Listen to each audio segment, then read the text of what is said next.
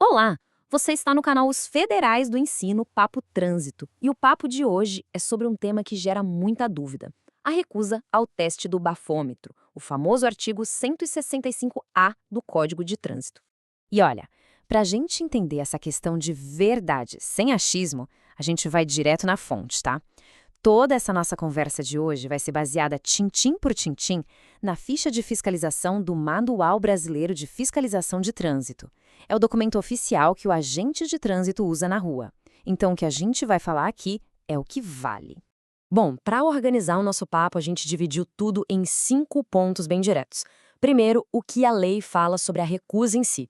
Depois, a gente vai ver as consequências, que não são poucas. Aí, um ponto super importante: a diferença na autuação quando se tem 0 ou 1 sinal de alteração e quando se tem 2 ou mais. E para fechar, vamos falar sobre os procedimentos que todo mundo deveria saber. Então vamos lá, começando pelo básico, né?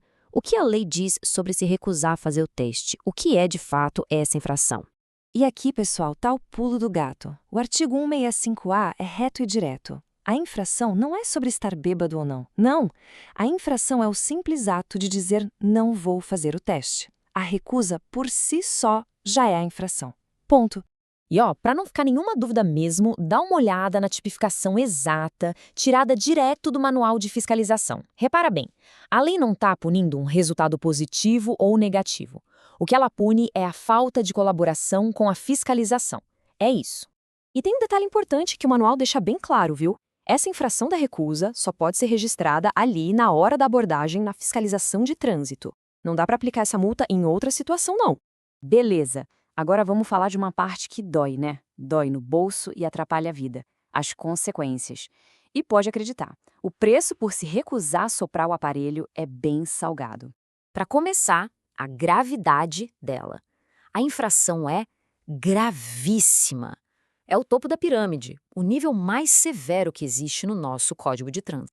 Tá, mas gravíssima significa o quê na prática? Significa duas coisas bem pesadas. Primeiro, multa multiplicada por 10. Isso mesmo, 10 vezes o valor. E segundo, suspensão do direito de dirigir por 12 meses. É um ano inteiro a pé, sem poder pegar no volante. E não para por aí, a coisa acontece na hora. O agente de trânsito já aplica as medidas ali mesmo na abordagem. Ele vai recolher a CNH e reter o veículo. O carro só sai de lá se apareceu outra pessoa habilitada e, claro, sobra para dirigir.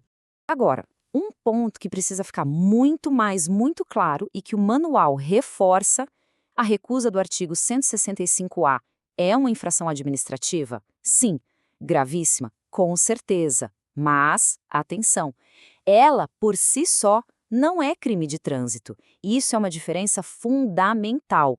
Certo, agora a gente vai entrar numa parte um pouquinho mais técnica, mas que é o coração da história toda. Presta atenção. Quando, exatamente, o agente vai aplicar o artigo 165A? A resposta para isso está no número de sinais de alteração que a pessoa apresenta. Olha só como a regra do manual é clara. A autuação pelo 165A, o artigo da recusa, só acontece quando duas coisas se juntam.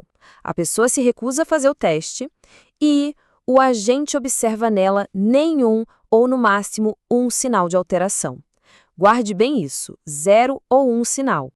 Ok, agora vamos virar o disco e ver o outro lado, que é onde muita gente se confunde. E se a pessoa se recusa, mas a situação é diferente? Quando é que a autuação não vai ser pelo 165A? Essa comparação aqui mostra a diferença direitinho. Pensa na seguinte cena: o motorista se recusa a soprar, mas o agente de trânsito olha para ele e percebe 2 ou mais sinais de alteração. Sabe, fala enrolada, olhos vermelhos, dificuldade para ficar em pé. Aí a infração muda. Não é mais o 165A da recusa. Vira a infração do artigo 165, que é dirigir embriagado. A percepção do agente sobre os sinais muda tudo. Para fechar, vamos falar dos procedimentos. São aqueles detalhes do dia a dia da fiscalização que fazem toda a diferença para a gente entender como a coisa funciona na prática. Então, o que é considerado recusa de fato, segundo o manual?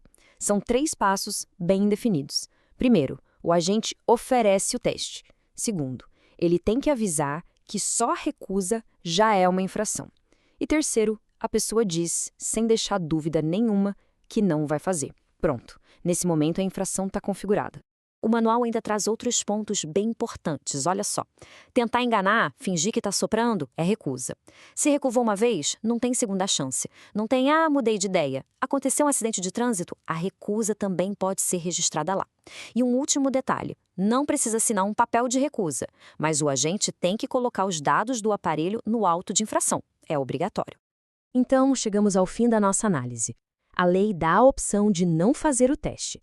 Mas, pensando bem, com a multa pesadíssima, a CNH suspensa por 1 ano inteiro e toda a dor de cabeça que vem junto, a pergunta que fica no ar é: será que vale a pena encarar tudo isso? Federais do Ensino, um papo melhor para um mundo melhor. Produzido por J. Nascimento. Se gostou desse conteúdo, deixe o seu like e siga as nossas redes sociais. Federais do Ensino, papodetrânsito@gmail.com.